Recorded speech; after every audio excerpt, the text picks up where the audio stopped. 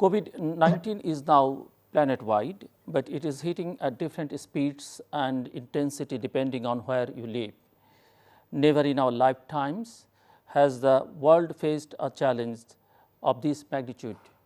The global impact of COVID-19 has accelerated dramatically. It has already claimed more than 34 lakhs 40,000 lives. The outbreak of pandemic COVID-19 has disturbed the political, social, economic, religious, and financial structures all over the world. Sun Tzu, a Chinese military strategist, in his book, The Art of War, emphasized that if you know your enemy and know yourself, you need not fear the result of 100 battles. If you know yourself but not the enemy, for every victory gained, you will also suffer a defeat. Dear viewers, my guests for tonight are John Morrell, Regional Director for the Asia and Pacific at the Center for International Enterprise, SIPE. He is joining us from Washington, D.C. John, welcome to the show. We have also with us Dr. Parvez Imdad, an economist, governance specialist, and national and international civil servant. He is also joining us from D.C. Dr. Parvez, welcome to Tritiyo Matra. Thank you. John, let me start with you. Is COVID-19 a geopolitical game changer? Yes. First, though, as a guest on your program and a guest in Bangladesh, allow me to extend my congratulations to you and all Bangladeshis on your 50th birthday, 1971 to 2021. Very exciting. Thank you. Yes, COVID-19 is a geopolitical game changer. We are still in the midst of it. COVID-19 isn't in the rearview mirror yet. One thing that we are seeing in terms of how geopolitics and how global commerce is being affected by COVID-19 is the disruption of supply chains. And it's being seen in many forms. Large brands from all over the world are seeing the risks in having large portions of their supply chains in countries with weak rule of law, countries where public health statistics can't be trusted. And one effect of all this, one effect of the breakdown of supply chains and the reorientation of supply chains is that the world is going to become a much more competitive place. Countries such as Bangladesh that might have been shut out of subcontracting opportunities, supply chain opportunities to the large brands who by and large had huge portions of their supply chains locked up in China. The country will become, the global marketplace will become much more competitive, I think, as a result of COVID-19. And a well-placed, growing emerging market economy like Bangladesh could be well-placed to benefit from some of these global trends. That being said, COVID-19 isn't in the rearview mirror yet. We're not yet sure how the domestic politics, country by country, will be affected by COVID-19. In the United States, the domestic politics surrounding COVID still aren't settled. It's very messy. So a lot of factors still need to be played out to see what the new normal will be in terms of geopolitics. But the breakdown of supply chains and the reorientation of global commerce is one effect that we're already seeing as a result of COVID.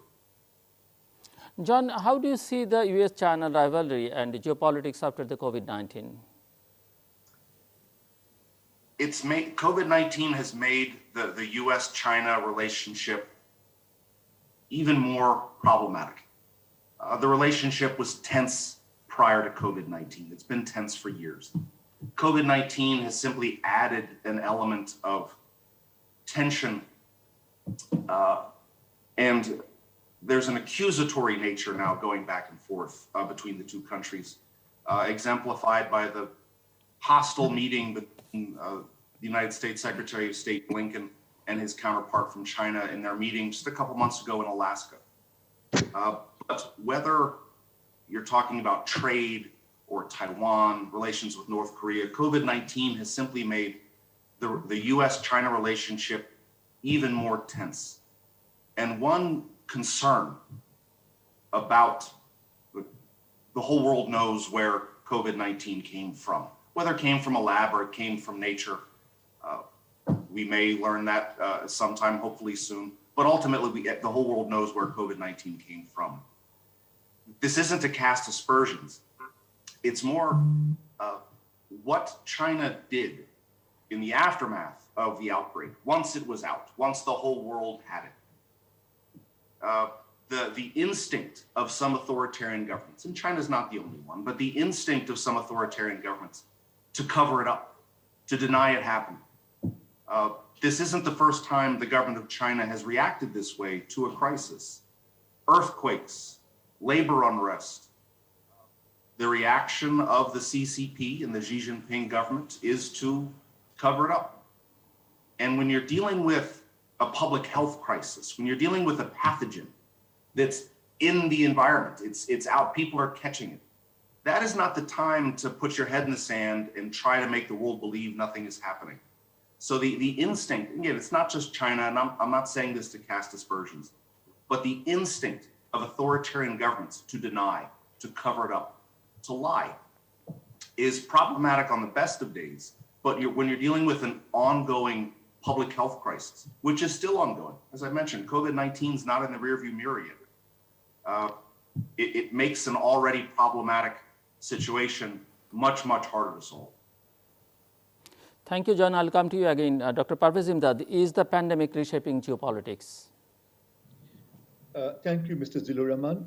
It's my pleasure to be in this program. And first, I'd like to express my deep appreciation to you for the very detailed, elaborate, and analytical programs that you have conducted throughout the COVID crisis and even till now, which has been very informative and useful. And I'd also like to express my pleasure and to be here with Mr. John Morrell, and I fully agree with him. It's his very useful and insightful comments. I do agree fully. From my side, I'd like to relate this first, that what is important at this stage is to address the governance-related issues that have triggered off the intensity and magnitude of COVID. Basically, apart from the health issues, the health-related problems and concerns, that reflects the weaknesses, the inadequacies in the health sector, internationally and nationally. For I would say I would rather link it to some sort of severe governance inadequacies. But related to these are the information gap on the requirements of the health sector, the inability of the international health mechanism and the national health mechanisms to derive knowledge and experiences from the past epidemics, if not full pandemics, inadequate dissemination of information and knowledge, and inefficient coordination, or I would say insufficient coordination between the international health mechanism like the World Health Organization and the national health systems. Another thing I'd like to focus from the governance side is this is very important to identify the origin of the problem. And if the reason is not identified, it would lead to lack of transparency and lack of adequate disclosure. There is need for proper investigation to find out why it happened so that the world could be prepared for the future. The other point I'd like to make is that WHO, they have done a lot of good work, but I think the UN, under the guidance of the UN, there's a need for a paradigm shift in the focus of the UN on the health sector for a better tomorrow. And I think WHO may have to consider structural operational adjustments and improvements to address similar issues. I hope not that this will not happen again because the world has been badly shaken by this. But there is need to learn how can we do things better. At the moment, on the governance side, I'd like to focus on the need for equity and fairness in vaccine distribution, especially for developing countries. And I appreciate that many of the developed countries are really trying to help, and the international system is also trying to see this as a wake-up call, and they're working on it, but there are constraints and limitations. But there is need to ensure access and distribution so that countries in need can get the vaccine as soon as possible. Dr. Parvez Imdad, can this pandemic stunt geopolitics? Yes, I agree with Mr. John Morrell. I fully agree with him. I don't want to repeat. I do agree. But at the same time, I would say more than geopolitics, what we should focus now are the governance and the management issues related to this. It is better now to see how best we can address and minimize the trauma, the severe, sort of challenge to economic and social development, the challenges to globalization, and my deep concern that this might pose as more severe challenges to poverty, unemployment, and inequality in the medium term. And the free market has to work further intensively to address these issues. Lastly, I'd like to say that if these issues, the governance side, are not duly addressed and given priority at this stage, then the pandemic, despite improvements on the health side, the pandemic impact may continue for a longer period, and that would not be very favorable for the interest of the international community.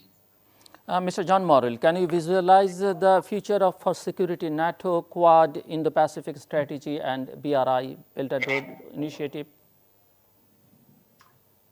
The future of the Indo-Pacific region, if it is to be a healthy and positive future, nobody ultimately can read the future.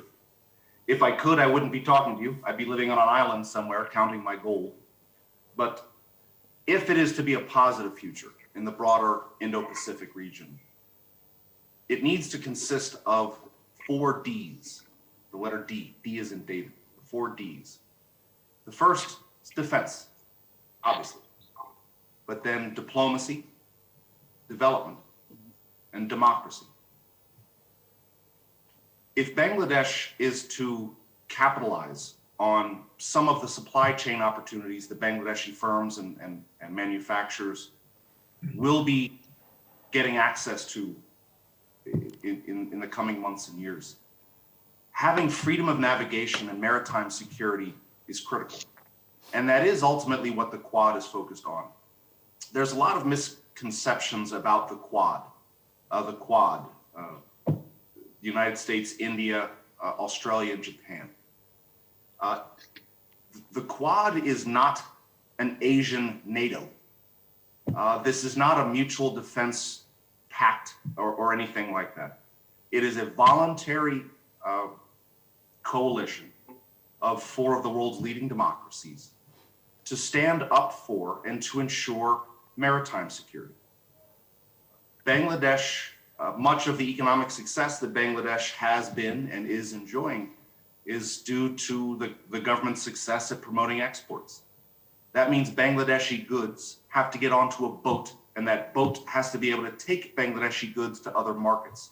Maritime security is critical for the future, not just the Bangladeshi economy, but of the Indo-Pacific Rim economies in general.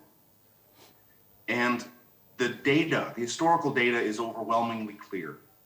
With democracy, with sustainable and inclusive economic development comes stability, geopolitical stability, regional stability. It is, after all, you open the show, Zilor, with a quote from The Art of War, Sun Tzu. Another quote by Winston Churchill, who said that market-oriented democracy is the worst form of government imaginable, except for every other form of government that's been tried. And so these 4 Ds, of course, defense is going to be a part of it. We're dealing with major military powers in this part of the world. But diplomacy, development, and democracy are just as critical, if not more so, to a prosperous and stable Indo-Pacific region where freedom of navigation and maritime security are ensured.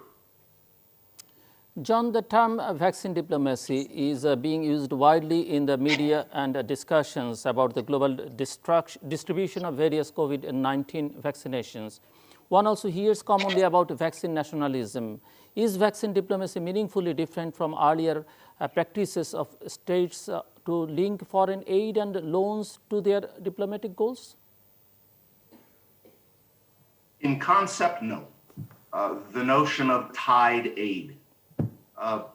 donors have been doing this since there have been donors from the United States. When the United States provides food aid, they provide corn grown in Iowa and soybeans grown in Missouri.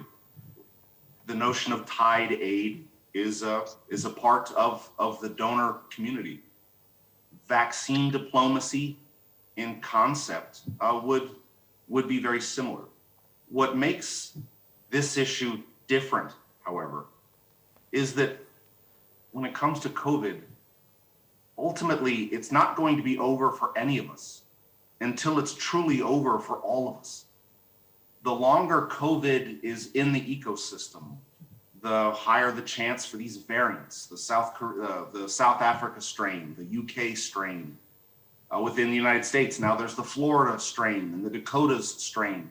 The longer COVID is in the ecosystem, the higher the likelihood, the higher the risk that one of these strains proves resistant to the vaccine. So when it comes to COVID, it's not over for any of us until it's over for all of us. And for those countries, my colleague, Dr. Imdad mentioned, and it's not just the United States and the United Kingdom, countries that are doing well with vaccine rollouts. It is in the interest of the United States, of the United Kingdom, of China, to be as generous, probably isn't even the right word, to be as strategic as possible with making vaccines as widely available as possible globally, so that we can finally put COVID in the rearview mirror. And again, this I mentioned earlier, I'm not trying to cast aspersions on any other country. China, just recently, just within the last few days, announced a very large shipment of vaccines to Nepal, a country that's really going through a hard time right now. And so, again, it's not going to be over for any of us until it's over for all of us. Vaccine diplomacy is going to be critical over the coming year to 2 years. The better it goes, the sooner we can wrap this up, the sooner life can return to some semblance of normality. Dr. Parvez, there is a discussion going on that how USA, China, and India have taken the lead in delivering COVID-19 vaccines to lower middle income countries, particularly in South Asia, Southeast Asia, and Africa. Do you think these gifts come with strings attached for the recipient countries in geopolitical and or economic terms? Just in addition to what Mr. John Morrell has just now said, I'd just like to add here that the main challenges before the international community, and especially before the developing countries now, would be food security. I would rather identify food security and trade deficit as the two core priorities that the developed countries and the international development institutions may like to focus on in the medium term, if not the long term. And I, as in one of my papers, I've written that it would be useful for the UN to have a convention on food security and prevention of hunger, in line with the World Food Programme's pillars of recovery from COVID that they have, for which they have been awarded last year's their actions on COVID, and for which they have received international recognition. The term related to food security challenge and trade deficit. Another emerging challenge is the new poor in many of the developing countries. And to that would be, of course, is related unemployment, loss of business, loss of SMEs, small and medium enterprises, and of course, erosion of short-term employment possibilities. Now, in terms of the international development cooperation, I feel there could be more focus on concessional aid in the medium term to the long term. And regional cooperation has mainly been political, but that's fine. But there could be economic dimensions of regional cooperation, could also be geared up to deliver some results in terms of knowledge, experiences to be shared by countries within respective regions to face such challenges.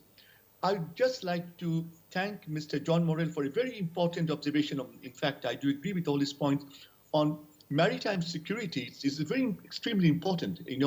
Maritime security and maritime collaboration is a new dimension that could add a sort of a new focus on future collaboration between countries. Not much has been done on that, but of course I think it's quite a challenge because maritime security issues differ from region to region. But this should be an important element in the context of expanded international development cooperation. Finally, I'd like to suggest that there could be a structural and functional change in the whole focus of international development cooperation. And Bangladesh has done very well, have moved to higher per capita income. Now, to move forward for Bangladesh and other developing countries, there is need for the international development organizations to have more intensive dialogue on a demand-based and result-based focus to get over the challenges of COVID and enable these countries to move ahead towards development. Thank you. John, would you like to add anything here? No, Dr. Imdad made some excellent points about how vaccine diplomacy, food security, these are interrelated issues. But again, the thing I think that does set apart the provision of vaccines from the provision of food aid or the provision of donor assistance to build schools and build roads, donor projects to improve the quality of governance. These are investments that donors make with an intended longer term horizon. It's a return on investment that will take several years to be realized. COVID is an acute crisis. Again, I apologize for repeating myself. COVID's not in the rearview mirror yet. We're still in the midst of it. It's shifting around the globe. It was Western Europe and the United States that were hit terribly hard last year. South Asia is struggling very bad right now. There is light at the end of the tunnel.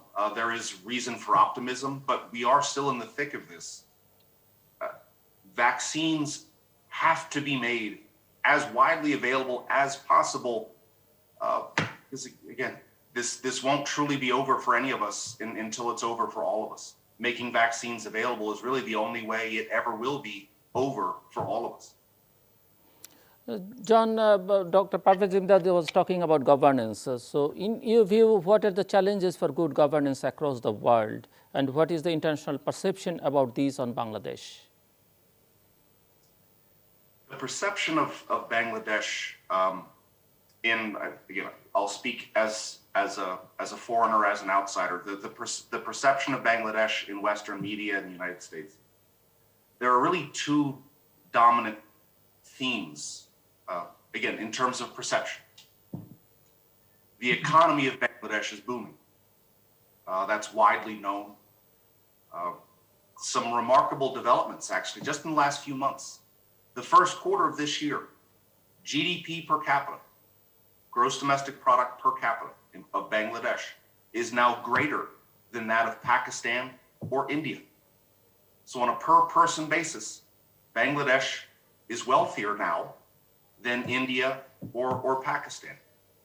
Another remarkable development in terms of the economy of Bangladesh, the United States Chamber of Commerce, by far the largest business organization on earth, has just recently, just earlier this year, the U.S. Chamber of Commerce created the United States Bangladesh Business Council, which it wouldn't have done unless there was a critical mass of American businesses, of American companies, wanting to work in Bangladesh. So the economy of Bangladesh is booming, and the government of Bangladesh deserves a lot of credit. The government of Bangladesh has done a very good job with fiscal policy, fiscal discipline. As an American, I can say we almost look with envy at the debt load of Bangladesh, how small it is relative to many of Bangladesh's neighbors, and relative to the United States and many countries around the world. So the government of Bangladesh does deserve legitimate credit for the work it's done on stabilizing, modernizing, and growing the economy. The second aspect of Bangladesh's emerging brand, if you want to call it that, is that while the economy is moving in the right direction, the country seems to be moving in the wrong direction in terms of democracy and human rights.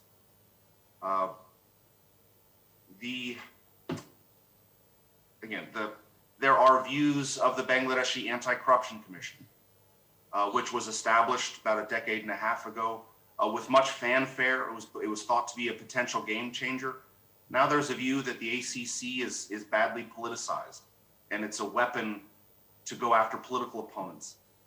The Digital Security Act of 2018.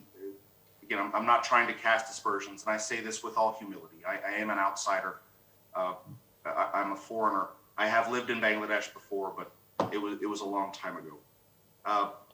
The economy is booming, but it's moving in the wrong direction in terms of democracy and human rights. And in terms of the governance challenges, your viewers might be interested in a publication that was produced by the World Economic Forum. It's an annual index. That's not only an index, it's an annual survey of major markets to identify the main obstacles to business. It's called the Global Competitiveness Index.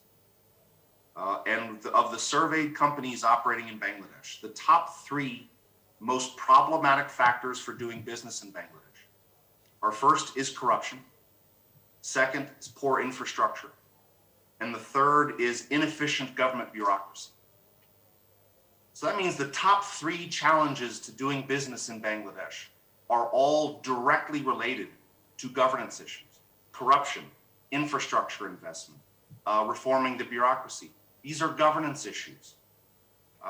And so while Bangladesh is enjoying a lot of economic success right now, I mentioned earlier that the data is overwhelming, that long-term stability, long-term and sustainable economic development cannot happen separate from democratic governance and respect for human rights. Even in countries that don't conduct elections, democracy is more than just elections. How a government governs in between elections is just as significant to the health of democracy, to the long-term viability of democracy. And so while Bangladesh is enjoying a lot of success in some areas right now, other areas, and I'm speaking only in terms of the international perception of Bangladesh, other areas, hopefully Bangladesh can see some improvement.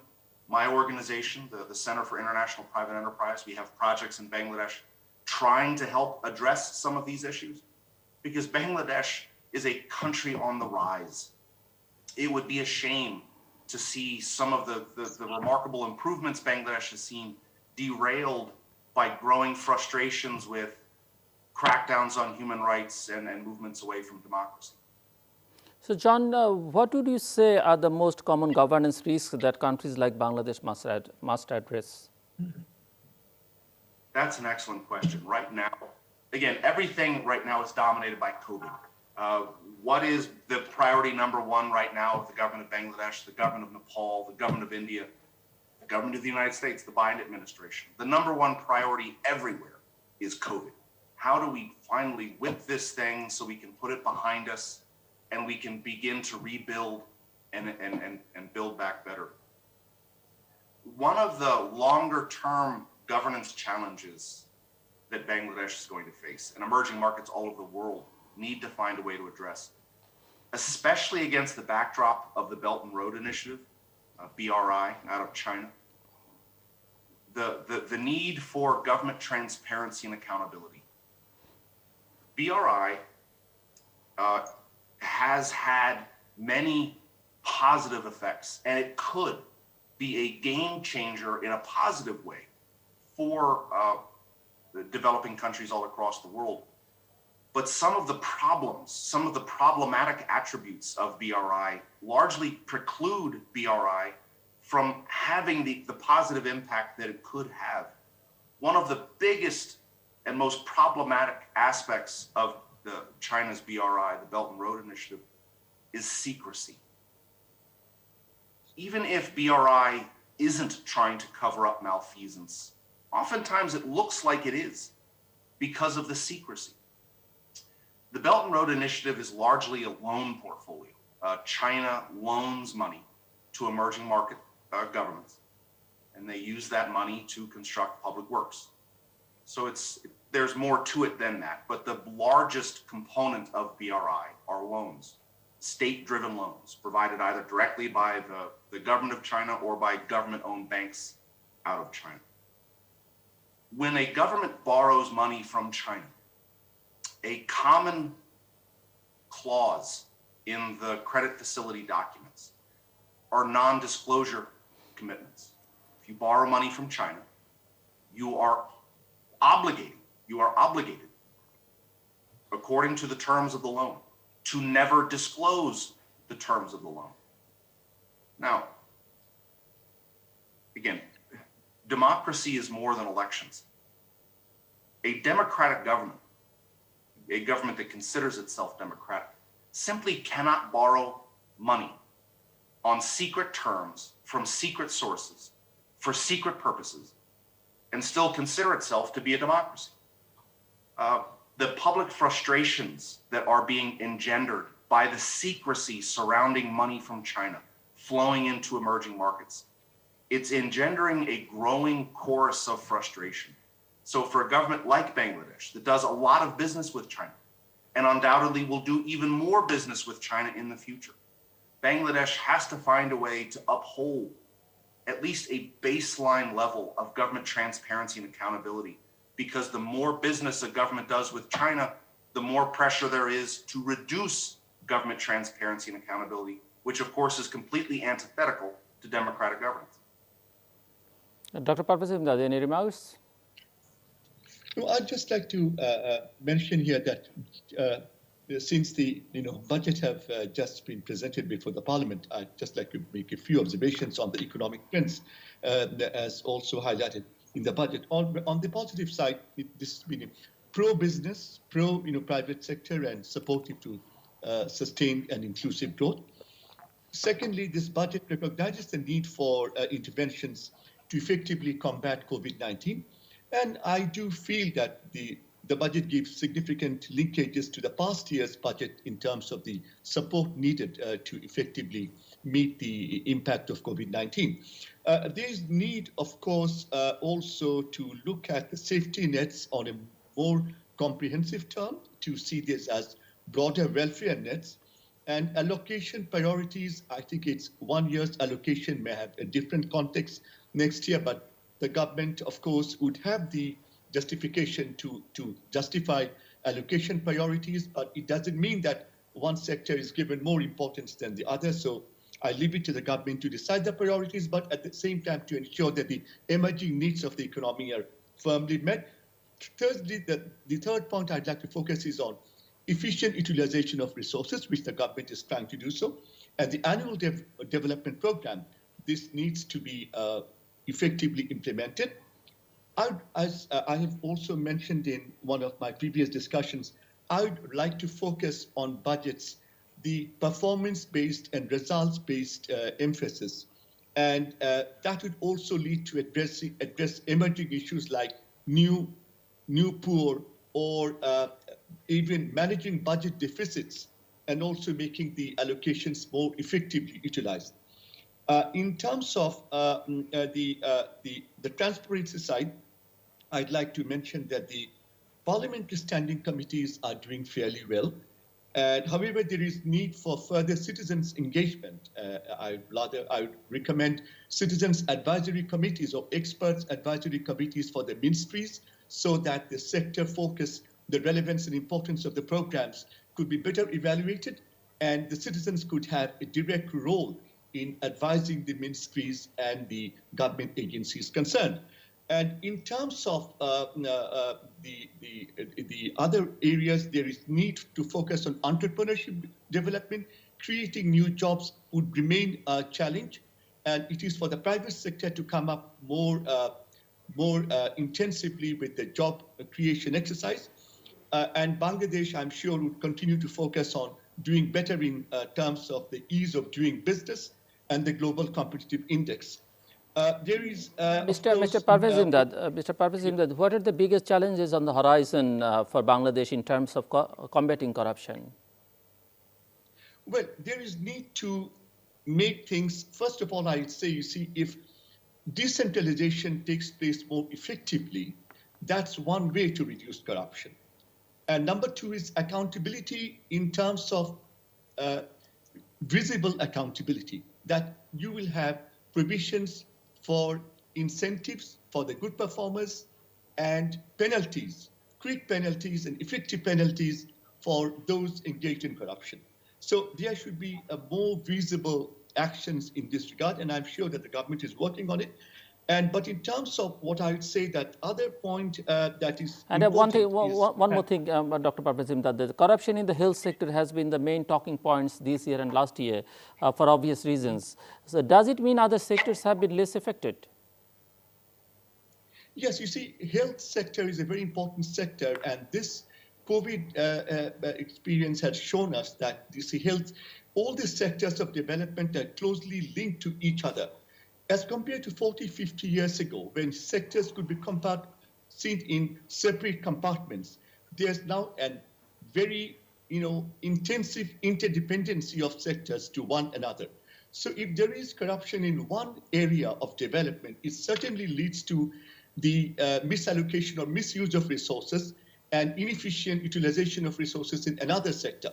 So when we talk of improving governance, when we talk of enhanced accountability and transparency, accounts visibility in terms of effective implementation of the government's policies and programs, there is a total reflection on the overall, on all the segments of the economy.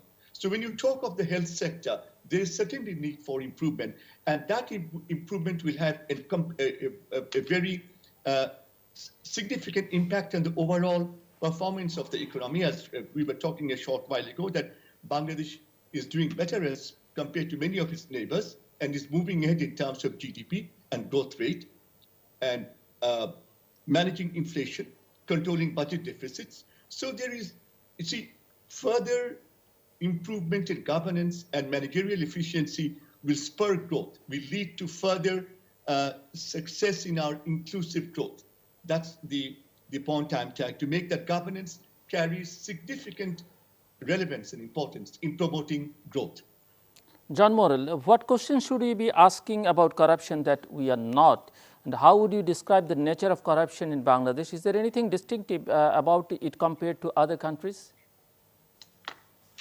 One of the questions that people should be asking about corruption in Bangladesh relates to government budgets. My colleague, Dr. Imdad, one of his specialties is fiscal policies and public budgeting. I mentioned before the need for transparency and accountability in government. There are few ways more effective at ensuring transparency and accountability in governance than transparency of budgets. Knowing how your government is spending money transforms citizens from passive consumers of government services to actually it allows them to be able to participate in how to prioritize and define what services are most needed. If citizens and businesses, entrepreneurs don't know how their government is spending money, if they don't know how their tax dollars are being used, if they don't know what public investments are being prioritized, if they don't know how much that airport actually cost, how much was it supposed to cost, where did the cost overruns go? Dr. Imdad made an excellent point about how crucial budget transparency is to the fight against corruption.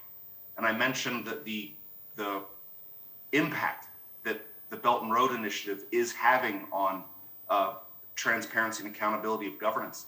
Largely, it's because of inadequate budgeting. So much of the money that comes into Bangladesh from China, and that's not unique to Bangladesh, when money comes from China into emerging markets, that money largely stays off budget. It is never reflected in any capital or recurring budgets in the countries that receive it. That means it's not subject to parliamentary review. It's not subject to citizen comment periods. It's not subject to right to information requests, because this information was never actually recorded in Bangladesh's official budgets. So transparency in budgeting, accountability in terms of public finances and public financial management is critical to the fight against corruption. That's not the only thing that should be asked, of course. Another question that people and businesses in Bangladesh should be asking about the fight against corruption is, how can the private sector be mobilized to be a force for positive change? There's a prevailing view. Again, I'm not trying to cast aspersions against my fellow NGO workers. There's a natural bias, I think, amongst a lot of NGOs that, businesses in the private sector are part of the problem when it comes to corruption. It's businesses that want to pay bribes because it allows them to not pay taxes and pollute the environment and all that stuff. Well, the evidence shows that not only is that not true, the exact opposite is true. Corruption functions effectively from an economic standpoint. It functions like a tax. It is a mandatory expense that citizens and businesses face. But unlike a tax, it's unofficial. You don't get a receipt. If you pay a bribe, you don't get a receipt. There's no proof. If the person you bribed doesn't live up to his end of the bargain and he stiffs you, what are you going to do? Take him to court? Out him in the media? You paid him a bribe. You're just as culpable as he is. So it's a tax. It's an unenforceable informal contract that is a massive deterrent to investment. And so the business community, the private sector, can be a very influential contributor in the fight against corruption if they're mobilized and if a proper framework can be put into place that gives businesses an incentive to act. Because you asked me before, Zilor, about the global, or at least the Western perception of Bangladesh. Again, the economy of Bangladesh is booming. It's now wealthier than many of your neighbors, including in India and Pakistan. The issue of corruption is hugely detrimental to the brand of Bangladesh around the world. The Transparency International Corruption Perceptions Index. Bangladesh has been ranked about 145, so the 145th country in the world, with the first being the least corrupt and the last, the 180th being the most corrupt. Bangladesh has been ranked about 145 for about 15 straight years. But in the early days of the index, there were only 145 countries surveyed.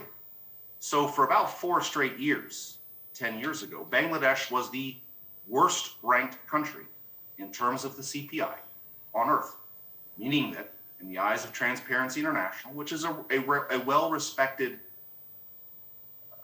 the CPI is a well-respected product around the world. Bangladesh was the most corrupt country on earth, according to the CPI. Now the CPI index has grown, so more countries are being added to it that 10 years ago weren't included. Countries like North Korea, Somalia, Afghanistan, Iraq. These countries weren't included in earlier versions of the CPI. So those countries are now ranked lower than Bangladesh. But Bangladesh has ranked right about 145 for 15 straight years.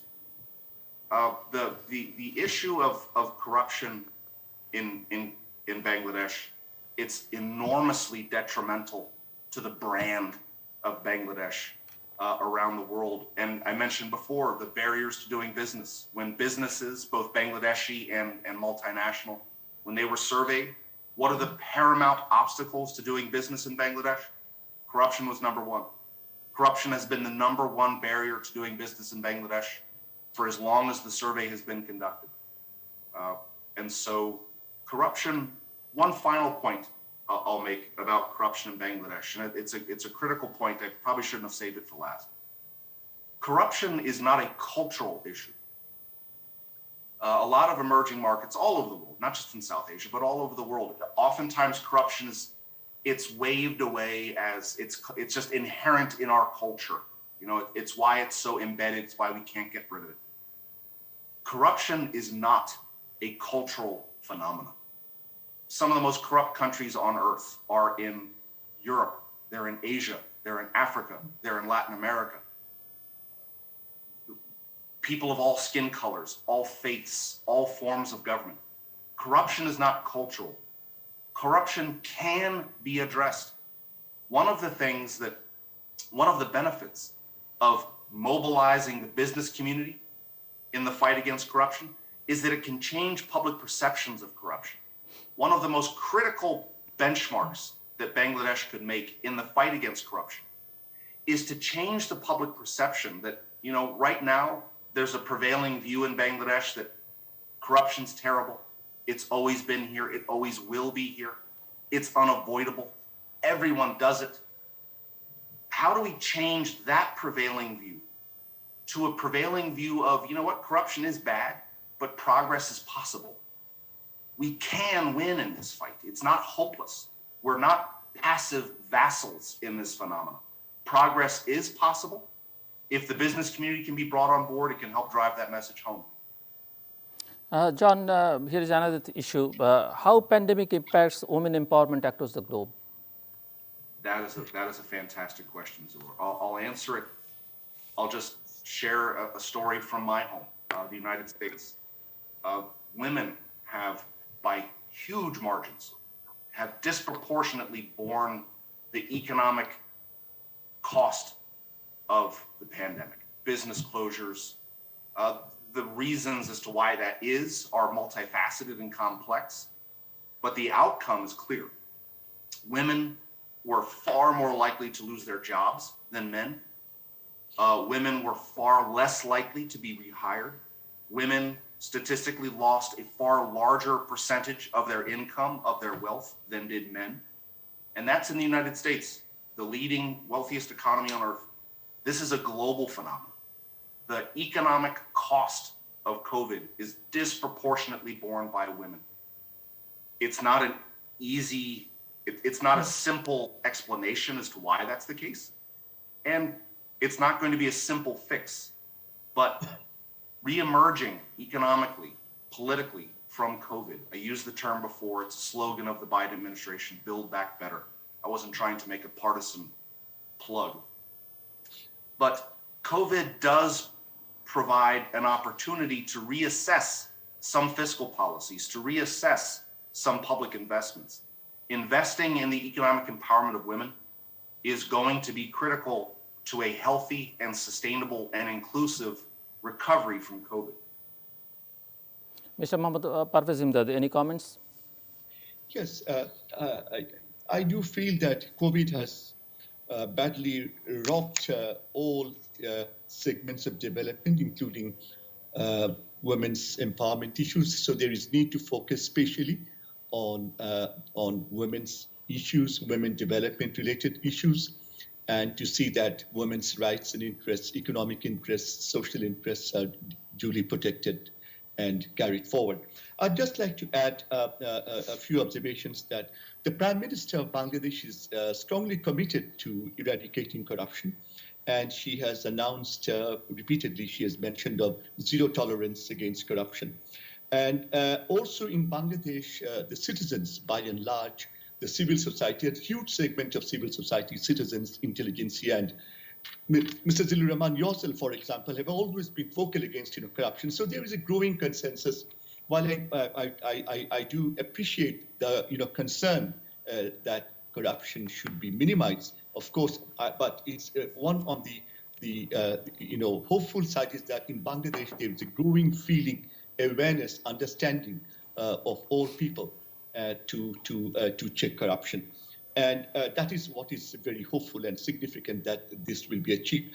The other point I'm trying to make is that PPPs, public-private partnerships. So the private sector, I agree with Mr. John Morrell on the very important role of the private sector, that they need to come forward in a more specific role of supporting the programs for poverty reduction, in addition to income and employment generation.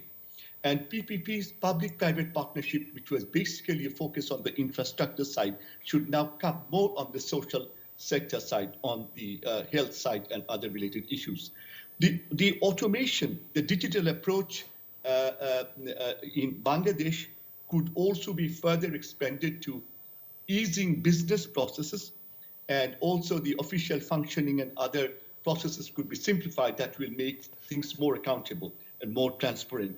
There is need to ensure that the capital is reached to those who lost their jobs, those who are in need of employment following COVID, and microfinance need to be effectively coordinated between the government and the NGOs who are working on it.